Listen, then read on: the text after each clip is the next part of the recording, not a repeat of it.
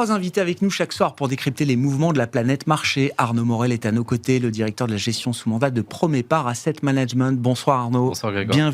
Bienvenue à Nuno Teixeira qui nous accompagne également, directeur analyse et stratégie de Vega IS. Bonsoir Nuno. Bonsoir Grégoire. Et Bertrand Puif est également à nos côtés, gérant action internationale chez Fidelity. Bonsoir Bertrand. Bonsoir. Merci d'être à nos côtés. Revenons quand même sur Hormuz et ce qui nous intéresse dans les marchés, l'évolution des cours du prix du pétrole. Bertrand, non seulement le pétrole n'est jamais allé à $150 et encore moins à $200, il est vrai qu'il a tutoyé au pic de la crise les $120. Il est resté assez longtemps autour de $100. C'est ce qui a marqué effectivement les tensions pétrolières autour de ce conflit.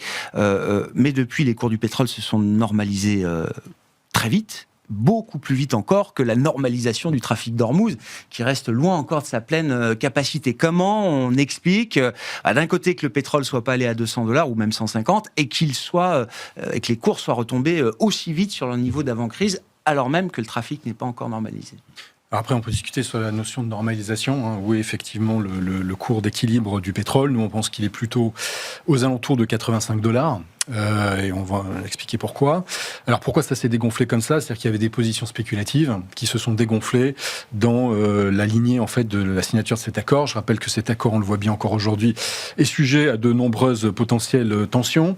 Quand les marchés sont fermés. Quand les marchés sont fermés, c'est toujours pareil. Que les tensions ont lieu le week-end. Mais même quand on lit en fait cet accord, il y a effectivement pendant 60 jours et simplement pendant 60 jours, l'Iran a accepté de ne pas faire payer les bateaux qui passent. Après 60 jours, qu'est-ce qui se passe? Il y a à nouveau des discussions, et si les discussions n'aboutissent pas, le conflit peut potentiellement à nouveau dégénérer. Donc ça, c'est le premier point. Donc c'est vrai que là, pour le coup, on pense que le marché anticipe quand même, autant il était un peu agressif à $120, effectivement, parce que contrairement à d'autres crises, là, on avait quand même l'ouverture de l'utilisation des réserves stratégiques de nombreux pays. Oui. D'ailleurs, aujourd'hui, ces réserves sont extrêmement basses. Aux États-Unis, on parle de 300 millions de barils. Il faut quand même avoir en tête que le target pour les Américains, c'est 700 millions de barils. Donc on est très très loin. C'est un niveau qu'on n'a pas connu depuis les années 70. Et même dans l'OCDE, on est à un niveau des années 90, sur des plus bas. Donc on doit reconstituer ces stocks. Un chiffre qu'on m'a donné, la reconstitution des réserves stratégiques et des stocks de pétrole dans le monde s'élèvera peut-être à 1 milliard de barils. 1000 millions de barils. Voilà. Ouais, ça donne quand même une idée, sachant qu'en même temps, à l'heure où on parle, sur les 15 millions de barils qui étaient produits tous les jours dans le Golfe, on est à 5. Et également, tout à fait, ce point très pertinent sur les tankers, là où on avait 150 tankers par jour qui passaient le détroit. Alors c'est vrai qu'au pire de la crise, on en avait quelques-uns. Ouais. Il y a 3 semaines, on était monté à 10-15. Maintenant, on est à 50. Ouais. 50 contre 150. Donc on est très très loin de la normalisation dans la réalité.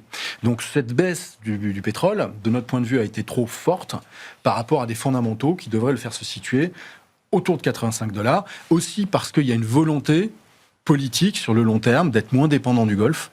Et pour être moins dépendant du Golfe sur les hydrocarbures, en particulier sur le pétrole, il faut aller faire ce qu'on appelle du deep offshore, de l'offshore profond. Et on a besoin, pour avoir une rentabilité satisfaisante et que les pétrolières se mettent à investir, d'être entre 80 et $85. Mais vous êtes convaincu qu'on ne reviendra pas à l'état antérieur? Parce que l'état antérieur, c'était quand même un début d'année marqué par une offre pétrolière abondante, suffisamment abondante pour maintenir à des niveaux bas les cours du pétrole. On ne reviendra pas à cette situation. Pour nous, on ne reviendra pas à cette situation-là parce qu'on ne pense pas qu'on va, et d'ailleurs on le voit, parce que ça fait quand même plus d'une semaine et demie qu'il y a eu un accord, on est toujours à 5 millions de barils produits et pas 15, il va falloir du temps, si tout se passe bien, pour revenir vers ces 15, plusieurs mois, si tout se passe bien. Mais s'il y a à nouveau des tensions, ce sera encore décalé. Et puis on a ce goulot d'étranglement des navires aussi, qui est une vraie problématique. Donc le marché dans sa fonction d'anticipation pourra à un moment quand même réajuster un peu le tir, être pris à revers par la situation réelle de terrain. Exactement. Je pense que là, il y a beaucoup trop d'anticipation, que les choses se normalisent et qu'on revienne effectivement au niveau d'avant-crise. Alors on est à 73, on n'est pas à 65 d'avant-crise. Oui. Mais pour nous, la prime par rapport à ce niveau d'avant-crise doit être de 15 à $20 pour pouvoir effectivement justifier l'environnement actuel et les tensions sur l'offre. Bon, c'est un point intéressant, important également pour la vision des marchés globaux qu'on peut avoir. Nuno, qu'est-ce que vous dites de cette normalisation? Et alors, pour le coup, Donald Trump n'a cessé de le répéter. Le jour où Hormuz rouvrira, vous verrez les cours du pétrole chuter comme une pierre. Bon, il n'a pas eu tout à fait tort, sur ce mouvement de marché, j'ai envie de dire. Non, tout à fait. Les marchés à terme du pétrole anticipent sur les prochains trimestres une baisse qui continuera. Ah. Donc, pour l'instant, c'est vrai qu'il y a peut-être un peu trop d'anticipation. On n'a quand même pas eu la flambée qu'on imaginait parce que ces réserves stratégiques, comme on l'a dit, ont été assez fortement utilisées, notamment les Chinois qui se sont révélés avoir des réserves particulièrement importantes et les ont utilisées fortement. Je suis assez d'accord sur le fait qu'à court terme, on pourrait avoir un rebond du cours du pétrole. Pour autant, on est quand même dans une situation où visiblement il y a un peu plus de flexibilité dans le système que ce qu'on imaginait. Ouais. Il y a aussi des pays dans le Golfe qui semblent vouloir s'affranchir un petit peu de la discipline de l'OPEP. Les États-Unis qui continuent à produire beaucoup. Alors peut-être à une certaine échéance, ils risquent de commencer à épuiser quelques réserves de pétrole de schiste aussi, parce qu'ils les ont beaucoup utilisées. Il y a de l'autre côté des pays comme le Venezuela qui pourraient peut-être à terme représenter une source d'offres complémentaires, mais c'est vrai qu'il va falloir du temps pour que ça se normalise. En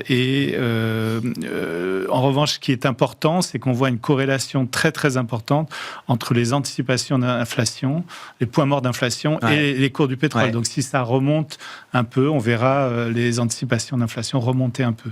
Pour l'instant, on peut dire que du côté des banques centrales, la BCE a peut-être tiré un petit peu vite. Parce le calendrier a fait que sa réunion a eu lieu juste l'avant-veille de la réouverture d'Hormuz. Donc, on verra, mais ça a quand même permis une détente des taux longs. Sans doute d'ailleurs plus que le geste de la BCE. C'est vraiment les anticipations d'inflation qui se normalisent assez rapidement finalement. Sur cette situation de normalisation autour d'Hormuz, des tensions pétrolières, qu'est-ce que vous dites, Arnaud, effectivement ? D'ajouter un petit point, c'est que le 1er décembre, le baril de pétrole était aux alentours de $45. Du 1er décembre au 28 février, il avait déjà remonté et remis une prime déjà d'avant conflit, d'anticipation. Donc déjà, on a ça en réserve. Après ce retour aujourd'hui à $73, c'est bénéfique pour les marchés actions. Maintenant, vous dire un petit peu comment ça va évoluer. On sait qu'en général, la saison estivale est quelque chose aujourd'hui qui est haussier sur le pétrole. Ça, c'est un point aujourd'hui. Maintenant, on va voir dans les 60 prochains jours comment ça va, comment ça va tenir. Après, je pense que tout le monde veut avoir un accord et que ça tienne comme ça. Maintenant, ça va être aussi qu'est-ce qui va se passer. Est-ce que l'Iran va faire payer les tankers pour passer? Enfin voilà, ça va être toutes ces problématiques-là qui vont majorer ou pas le prix du pétrole à ce niveau-là. En 60 jours, ça nous rapproche encore un peu plus des élections de mi-mandat. Là aussi, une corrélation très forte, c'est celle qu'on peut observer entre la cote de popularité de Donald Trump et les conflits menés à l'extérieur. C'est-à-dire, dès que le conflit s'arrête, la cote de popularité de Donald Trump arrête de baisser. Exactement. Voilà. Donc, sans doute que dans 60 jours, ce sera encore plus important peut-être que ça ne l'est aujourd'hui. Voilà. Si c'est une considération qui compte pour Donald Trump. Voilà, il va rentrer dans le dur à la rentrée, il aura bien d'autres choses à traiter. J'espère en tout cas pour lui et pour nous, il y aura plus de conflits en Iran et que ce sera quelque chose qui sera reporté dans le temps. Je pense qu'il n'a pas envie d'y retourner. Je pense qu'il a eu très peur au moment où il y a eu le chasseur qui est tombé et le pilote qui est parti. Enfin, c'était pour lui, je pense, quelque chose de primordial de perdre un homme en guerre. Donc on laisse le régime iranien peut-être gagner en statut dans la région. Alors. Clairement, c'est ce qui est identifié aujourd'hui. Quand vous voyez qu'il y a un accord entre Oman et l'Iran aujourd'hui, pour justement traiter et avoir, on va dire, ce péage sur les flux de tankers. Oui, clairement. Et quand vous voyez que est délocalisé, la réunion qu'il doit avoir en Suisse va au Qatar, à Doha. Enfin, je pense que tout est dit. Et quand vous voyez les 14 points, du mémorandum, il est bien écrit à l'intérieur. Le détroit d'Ormuz à la main de l'Iran. Enfin, je vous la refais, je vous le refrancise. Mais voilà, en fait, tous les accords sont dits et tout est dit, je pense, dans tous ces éléments-là. Le fait que le régime iranien soit encore là, c'est déjà rien que de ce point de vue-là, un renforcement du régime iranien. Est-ce qu'on peut dire un mot du dollar en parallèle, peut-être, Bertrand? Parce que c'est vrai qu'on a eu le côté valeur refuge du dollar qui a semblé s'exprimer à nouveau à travers la crise du Golfe. On a vu les cours du pétrole monter, le dollar monter, deux indicateurs du niveau de tension géopolitique. Les cours du pétrole se sont effondrés, le dollar n'a pas baissé, a continué même de se raffermir. Alors il baisse un peu aujourd'hui, mais la semaine dernière était encore une semaine de raffermissement du dollar. On est revenu à 1,1350 sur la parité euro-dollar. Qu'est-ce qui explique que le dollar, est-ce qu'il y a un effet d'inertie, ou qu'est-ce qui explique, est-ce qu'il y a des justifications plus fondamentales qui expliquent que le dollar continue son mouvement de sourire, comme on dit? Alors c'est effectivement très étonnant de voir cette dichotomie, d'autant plus qu'on sait que l'administration Trump souhaite avoir un dollar structurellement plus faible. Ils étaient très contents d'avoir un dollar proche des 1,20. Donc après, il y a effectivement les anticipations sur la hausse des taux aux États-Unis qui peuvent effectivement jouer en se disant que le marché anticipe encore deux hausses de taux cette année. Alors à voir si les prix du pétrole restent là, peut-être que ce ne sera pas le cas, mais encore une fois, c'est pas notre scénario. Ouais. Avec un prix du pétrole à 85 $, effectivement, on peut penser, même nous, qu'il y aura plutôt, même peut-être 3 hausses de taux. Après, il y a la dimension politique autour, effectivement, des mid-terms, peut-être plus après qu'avant. Mais c'est vrai que si on s'anticipe ces éléments-là, il y a un carry trade qui est quand même assez positif sur le dollar. La croissance aussi, ça peut jouer? La croissance américaine, oui, tout à fait. Scott Bessent nous dit, on revient à 3% de croissance en fin d'année aux États-Unis. Ça, c'est le narratif politique. On verra, mais il y a toujours l'espoir et l'idée qu'on va réaccélérer aux États-Unis, qu'on va pas baisser la garde. Et puis, il y a aussi une notion de flux, puisque les flux vont encore une fois sur les grandes valeurs tech américaines, notamment les valeurs de semi-conducteurs. Je rappelle que le SOX, depuis le début de l'année, l'indice semi-conducteur américain est à plus 100%.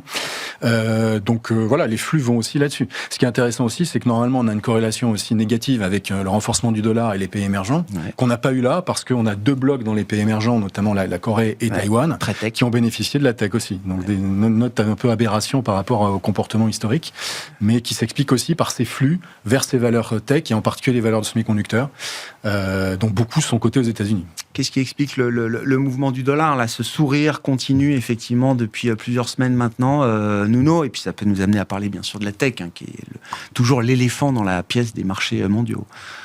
Oui, effectivement, un peu plus d'incertitude du côté de l'évolution des taux directeurs aux États-Unis. Nous, on ne pense pas que les taux vont bouger cette année, contrairement à mon collègue, tout simplement parce que Kevin Warsh a installé un certain nombre de groupes de travail qui vont prendre un certain nombre de mois, probablement pas rendre leurs conclusions avant les midterms, et donc il serait assez étonnant qu'il influence les taux directeurs, qu'il les fasse bouger sans avoir les conclusions des nouveaux indicateurs, notamment en termes d'inflation, d'emploi, etc. Il y a une séquence à respecter de ce point de vue-là. De notre point de vue, oui. Ouais, j'entends. Alors, en revanche, il va peut-être mettre plus d'incertitude dans le système, moins de forward guidance, et donc ça risque de créer un peu plus de volatilité sur à la fois les taux courts et les taux longs. Voilà, c'est plutôt, mais du côté de la hausse récente, c'est plutôt effectivement peut-être l'écart de perspective de croissance entre les États-Unis et une Europe qui va être un peu plus plombée encore par les décisions de la BCE si effectivement on allait vers une deuxième hausse des taux directeurs de la BCE, ce qui serait de notre point de vue contre-productif. Bon, ce qui n'est pas encore sorti complètement de la table. C'est pas encore sorti des anticipations des marchés. Non, et encore moins des anticipations de marché. Parlons de la tech, effectivement. Alors le SOX a doublé depuis le début de l'année, comme le rappelait Bertrand. Donc le SOX, l'indice des semi-conducteurs à Philadelphie, néanmoins, on voit beaucoup plus de volatilité. On a des séances qui s'enchaînent, plus 5, moins 5. On a vu quand même le SOX perdre, je crois que c'était il y a 10 jours, 10% sur une séance. 10%, c'est quand même pas rien. On l'a vu sur le Kospi. Je crois que la semaine dernière, les circuits de breakers sur le marché coréen, sud-coréen se sont déclenchés 2 fois dans la même semaine pour arrêter le marché à la baisse, en l'occurrence. Qu'est-ce que ça nous dit quand même de l'état d'esprit du marché, des intervenants qui font le marché aujourd'hui, et en tant que professionnel de l'investissement, où est-ce que vous vous situez, chacun d'entre vous, Nuno?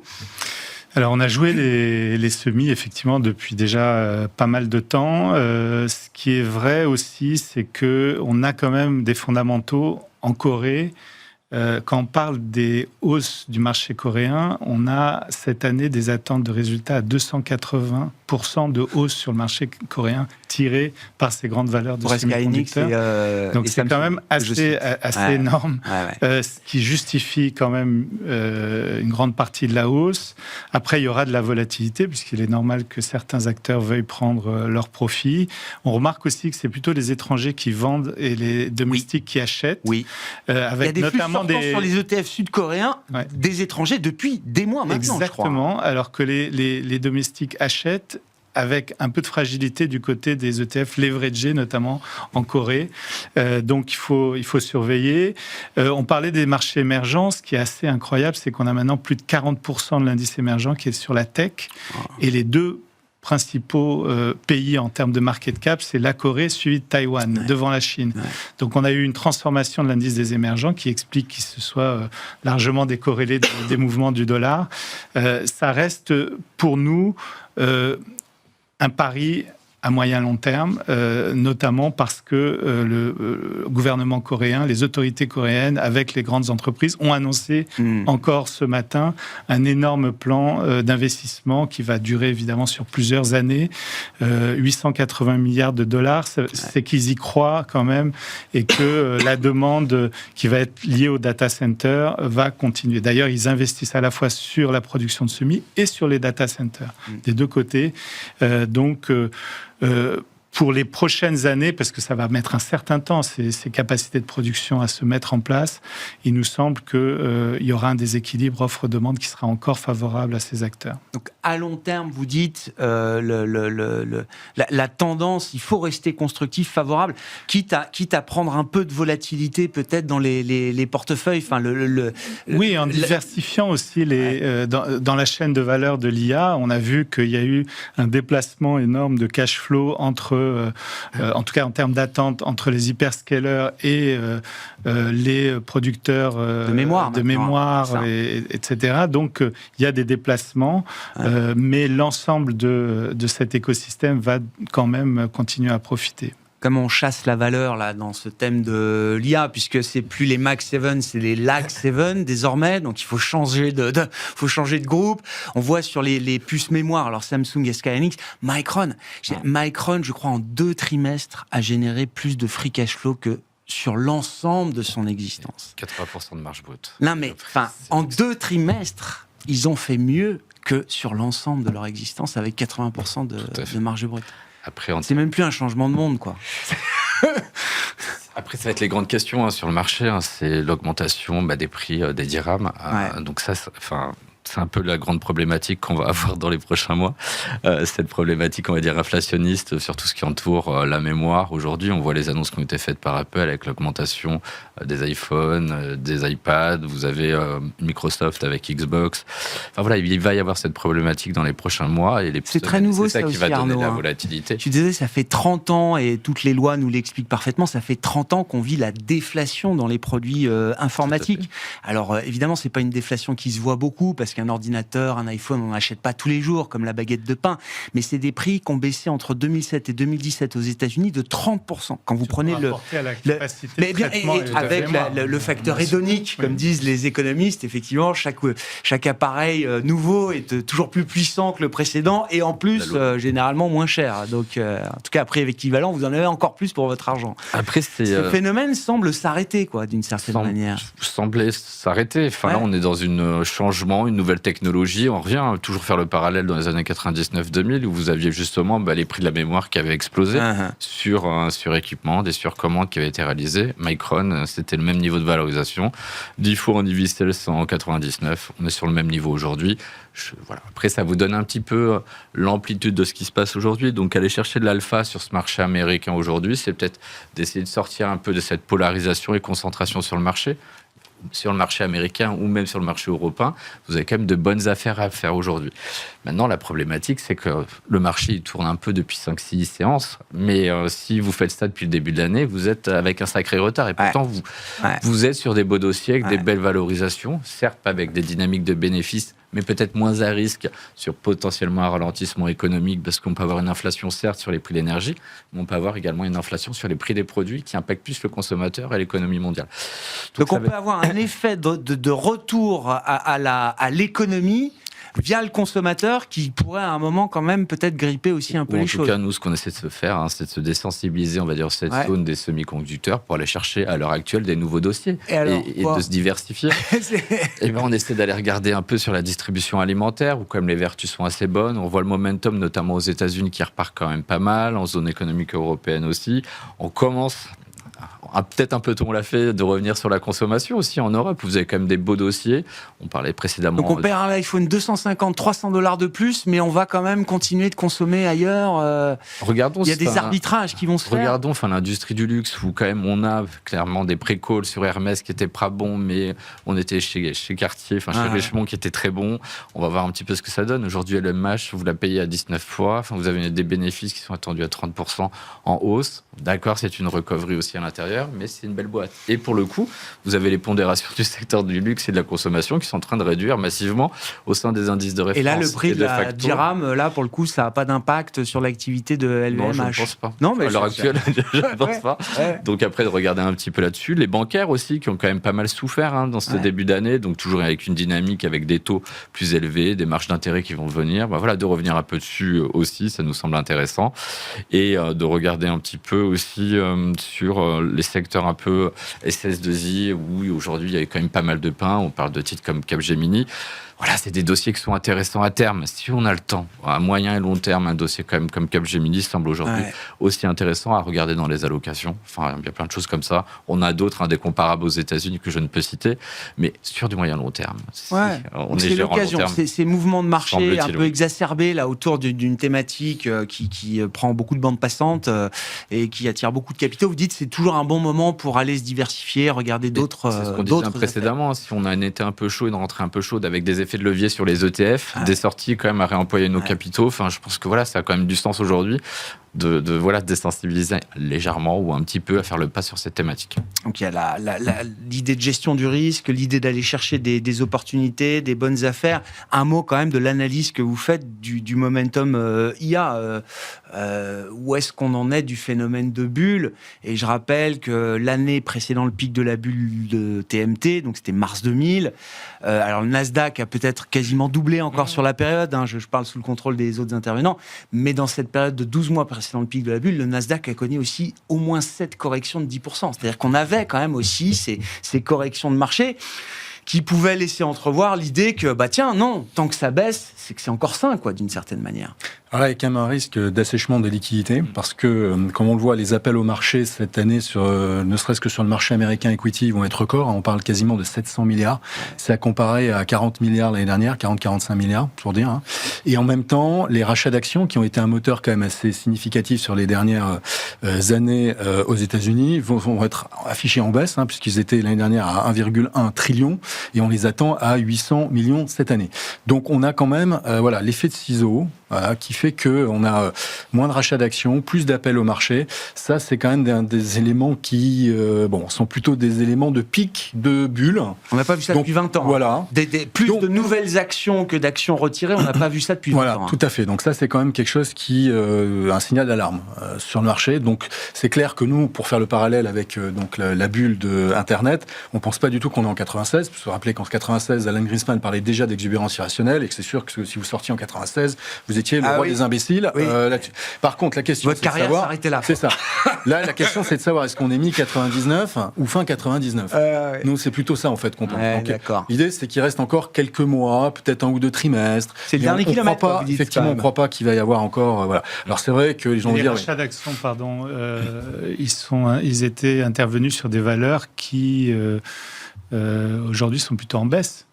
En fait, c'était les grands, c'est magnifique. Ils sont en baisse. Donc, on peut pas dire que là, sur ces valeurs-là, on constate les mêmes excès que on les avait vus il y a quelques années. Donc, c'est un peu des nouvelles valeurs. À moitié vide ou à moitié plein, à moitié vide. C'est-à-dire que quand même, toutes ces grandes sociétés là technologiques, utilisées jusqu'à présent l'essentiel de leur liquidité, leur cash flow pour acheter leurs actions. Et c'est vrai que depuis quelques années, il y a quand même une réallocation vers les investissements. C'est peut-être un peu plus simple. Voilà. Alors, et c'est là où effectivement, merci de me permettre de rebondir là-dessus, c'est qu'effectivement, nous, on croit que sur le papier, si on fait des calculs, ça va tirer la croissance.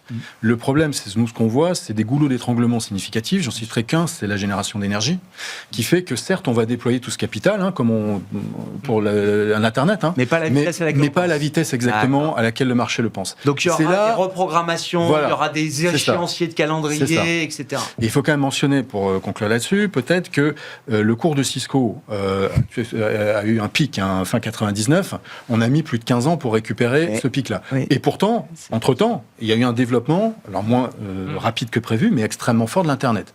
Donc, c'est vrai que là aussi, il faut quand même revenir à la notion de valorisation par rapport à la notion de développement économique sous-jacent. Les choses peuvent continuer à se développer, moins vite, et générer quand même des prises de profit significatives et des multiples en baisse. Comment on équilibre, comment on rééquilibre des stratégies, effectivement, partant de ce constat. Alors nous, effectivement, même sur notre fonds Global Tech, qui est un des fonds tech les plus gros au monde à 45 milliards, eh bien notre gérant est quasiment absent de toutes ces grandes valeurs de l'intelligence artificielle. Wow. Voilà, oui, tout à fait. Parce que à 10 fois, effectivement, le chiffre d'affaires par Micron, on donc discipline du process, quoi. Voilà, parce que là encore, les semi-conducteurs, je suis d'accord, ça va mettre du temps pour que ces capacités elles montent en puissance, mais quand elles vont être là, ça va être un bain de sang. C'est toujours comme ça dans les semi-conducteurs, c'est vraiment un bain de sang à un moment donné quand toutes ces capacités vont être. C'est un secteur très cyclique. Alors là, le cycle sans doute est déformé, mais bien sûr. Il y a maintenant des contrats à assez long terme, ce qui n'est pas forcément ce qui donne un peu plus de visibilité, mais c'est vrai, qu'à ces niveaux de multiples de chiffre d'affaires, il y aura forcément des exceptions. Parce qu'on a eu dans l'histoire du double counting où ces contrats effectivement n'ont pas été honorés parce qu'ils doublaient en fait la quantité réelle dont ils avaient besoin pour pouvoir être servis plus vite. C'est vrai. Ce qui est un peu ce qui se passe aujourd'hui voilà. Donc c'est vrai que nous, pour revenir sur les États-Unis, on essaie d'investir donc en dehors de ces grandes valeurs qui aujourd'hui polarisent l'attention des investisseurs. Pour prendre un exemple d'une valeur qui d'ailleurs est dans le fonds tech, ça va faire peut-être sourire, mais en fait c'est des valeurs par exemple de sismique dans le pétrole. Parce que c'est des valeurs qui processent beaucoup de data, qui investissent dans des data centers. Et on a besoin justement, pour pouvoir trouver du pétrole en dehors du Moyen-Orient, d'avoir cette force de processing. Et effectivement, ça devient des valeurs un peu technologiques. Donc la tech a des cas d'usage industriel déjà réels. Exactement, voilà. Et on peut trouver ça aussi dans l'industrie, dans plein de secteurs, des sociétés qui ne sont pas sur les mêmes multiples, alors qui ne sont jamais sur des multiples de tech, évidemment, mais qui peuvent encore avoir un potentiel, et à la fois dans leurs multiples, et à la fois dans les profits, faire mieux que les attentes. Est-ce qu'on trouve des secteurs qui sont complètement décorrélés ou massivement décorrélés du thème de l'IA et de la tech aujourd'hui? Est-ce que ça devient impossible? Chaque fois que, et je cite, alors il faut que je trouve d'autres exemples, mais je cite souvent là l'exemple de Valeo qui a annoncé il y a 15 jours un contrat pour un refroidisseur dans un data center. C'est même pas une fraction de pourcentage de leur chiffre d'affaires. Sur la nouvelle, le stock prend 20%. Caterpillar, alors visiblement c'est un business qui est important pour eux, mais Caterpillar pareil, je crois qu'ils font des équipements utilisés dans les data centers. On est très loin du cœur de business historique, des machines-outils, des machines agricoles, etc. Le stock s'envole de 70-80% là aussi depuis le début de l'année. Ça fait peur, effectivement. Après, il y a des valeurs automobiles, par exemple, pas les équipementiers, mais les fabricants automobiles. Il y a un moment donné, ça va être intéressant de revenir. Alors c'est vrai que là, les mauvaises nouvelles s'accumulent, mais comme c'est souvent le cas en bas de cycle. Quand on est en train de se demander s'il y aura encore des constructeurs européens dans quelques années, quand on voit que les Allemands, qui étaient vraiment les valeurs les plus solides du secteur, sont en train de faire des plans de reconstruction dont tu n'as jamais entendu parler, 10 milliards sur Volkswagen, c'est énorme. On joue quoi? Une recovery même technique sur des titres qui traitent. C'est ça. Aujourd'hui, BMW, la capitalisation boursière est inférieure au cash qui est dans la société. Mais si le marché est convaincu que dans 5, 10, 15 ans, BM n'existe plus ou BM est racheté par une marque chinoise. Extrême. Alors c'est-à-dire que si on pense le tout électrique, on en revient au goulot d'étranglement des data centers. C'est-à-dire qu'on ne peut pas être auto électrique, même s'il y a une volonté de le faire, d'ici 5, même 10 ans. On ne peut pas, il faut plus longtemps. Il faut construire des centrales nucléaires, voilà. Donc, dans une perspective, encore une fois, c'est pas du buy and hold. C'est pas des sociétés, certaines personnes, effectivement, disent, moi, j'achète de l'NVIDIA, et puis, voilà. Oui, je laisse porter, c'est du fonds de portefeuille. Là, c'est pas du fonds de portefeuille. Voilà, c'est pas du tout du fonds de portefeuille, encore. Est-ce qu'NVIDIA, au cours actuel, est du fonds de portefeuille? C'est une autre discussion, mais vous avez compris l'histoire. Donc, l'automobile, comme beaucoup de valeurs value, c'est des valeurs qui ne sont pas du buy and hold. C'est-à-dire qu'on les achète à un moment donné où personne les aime, elles sont au plus bas du plus bas, les valorisations sont basses, et derrière, on peut avoir des recoveries, ne serait-ce que techniques, qui font que le titre peut être à plus 20, plus 30, plus 40, et là, on sort. D'accord. On fait autre chose. Et je suis d'accord aussi sur beaucoup de valeurs de la consommation.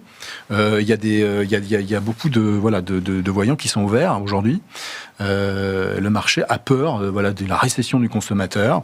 On l'a plus ou moins vu en Europe, effectivement. Avec les taux en plus en Europe qui montent, c'est pas forcément un signal positif pour les consommateurs.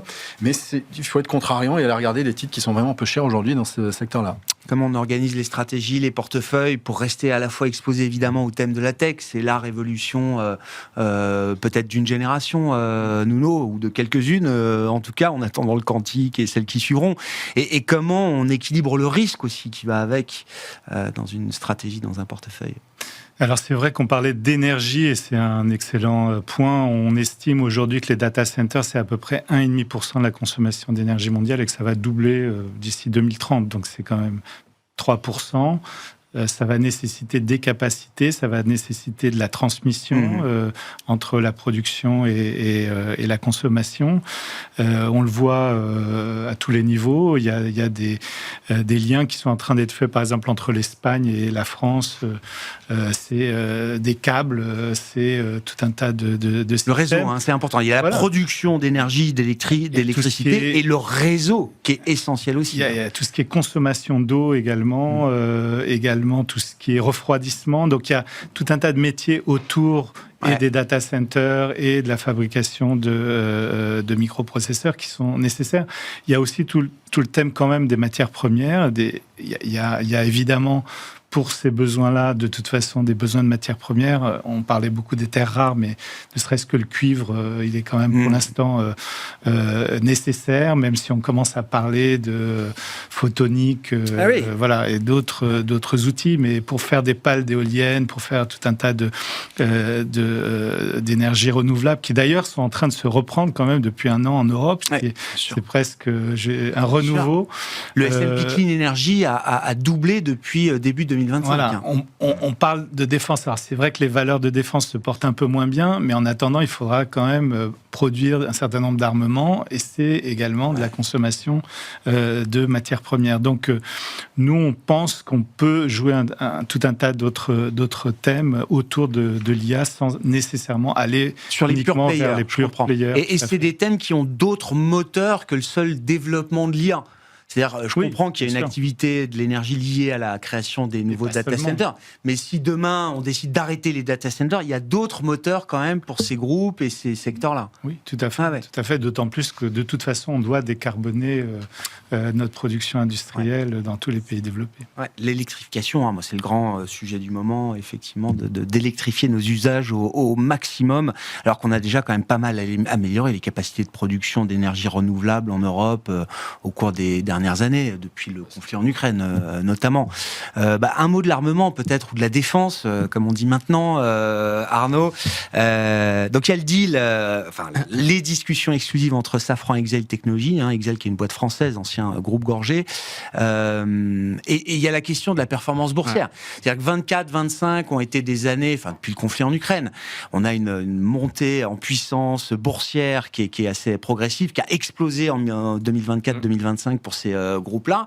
Et depuis, il y a une forme de retracement. Est-ce que c'est juste un retracement ou est-ce que le thème est un peu abîmé et quelles sont les questions qu'on peut se poser aujourd'hui sur ce thème de la défense, Arnaud ? Dans les paniers momentum en Europe, clairement, c'est un peu comme les banques. Ça a quand même contre-performé depuis 6 mois. Là, les banques ont repris depuis 1 mois. Là, après, vous avez les carnets de commandes qui sont pleins. Et vous avez des chaînes d'approvisionnement. Ça fait des décennies qu'elles ne sont pas habituées à produire à ce rythme-là. Donc, on l'a vu sur l'histoire de Rheinmetall et les frégates. Le contrat. Clairement, en gros, vous dites, vous allez les avoir dans 3 ans. Si je le prends chez l'autre, elles sont plus petites, mais je les ai dans 1 an. Voilà, c'est la différence. Et aujourd'hui, on a besoin sur cette souveraineté européenne et surtout dans les objectifs de l'Allemagne d'aller vite. Donc, du coup, vous allez avoir cette problématique-là. Et en plus, on a la main-d'œuvre. On voit qu'aujourd'hui, on est en sous-capacité totale d'ingénieurs, que ce soit en Allemagne ou en France. En France, on est à moins 100 000 et on sait qu'on va. C'est assez important. Et la deuxième chose, c'est quand vous produisez, vous êtes comme.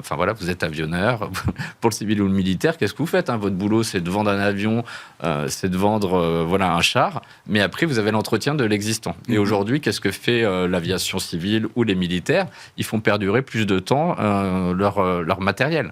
Du coup, ces sociétés-là sont plus margées, hein, vous vous doutez bien, sur la partie service. Hein.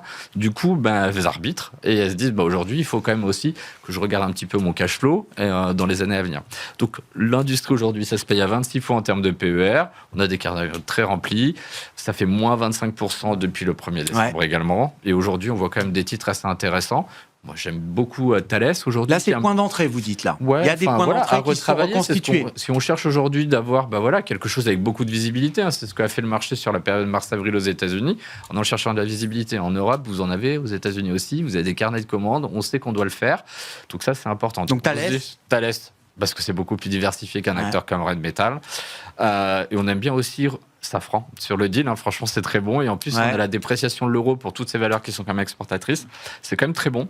Ils achètent une société technologique et c'est un motoriste, Safran, donc ils achètent une boîte tech présent en plus sur toute la thématique actuelle, hein, des drones notamment maritimes, et ça c'est des choses assez excellentes. Voilà, donc c'est des choses importantes. Le deal il est à 2,3 milliards, c'est 2,5 de la capitalisation de Safran, ils ont le cash flow pour le faire, donc normalement ça peut être relatif, c'est pas du tout surpayé. Si le faisait, ce serait pas surpayé. Surpayé, c'est surtout, ça donne un biais de la défense. C'est un acteur sur lequel ils sont pas du tout présents et surtout dans une base client dans laquelle ils n'ont pas du tout accès et renforce les positions en France. C'est un très bon deal si ça se fait. Deal souverain, on peut le dire comme ça. Exactement. Si c'est entre boîtes françaises. Si c'est pas Safran, ça peut être potentiellement un autre acteur dans les prochaines années qui met la main sur cette boîte et qui est une pépite.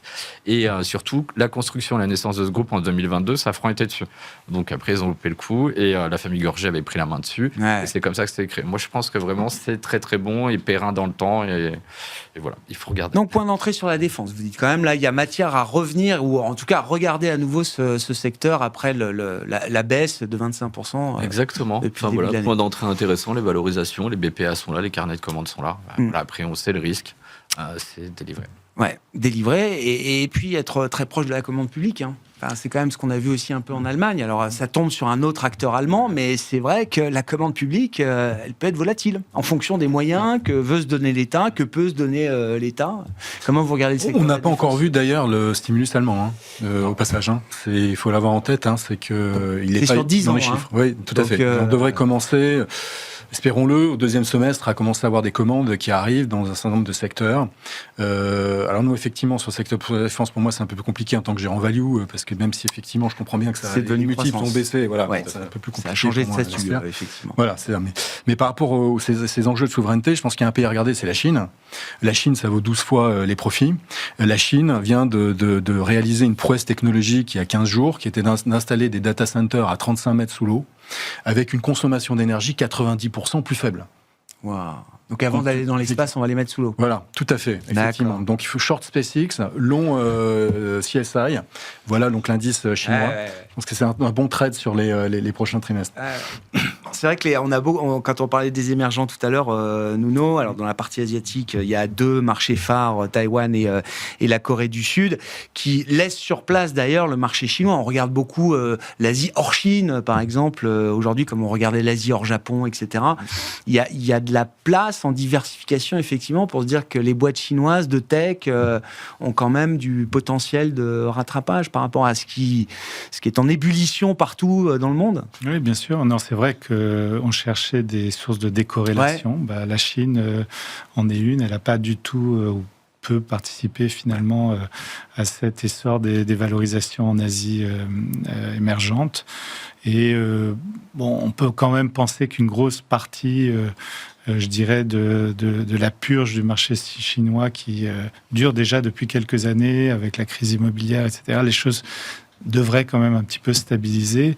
Et la Chine est sous-représentée pour différentes raisons techniques liées aux fabricants d'indices. Elle est sous-représentée dans les indices par rapport à son poids dans l'économie mondiale. Donc, à un moment donné, les choses vont se normaliser.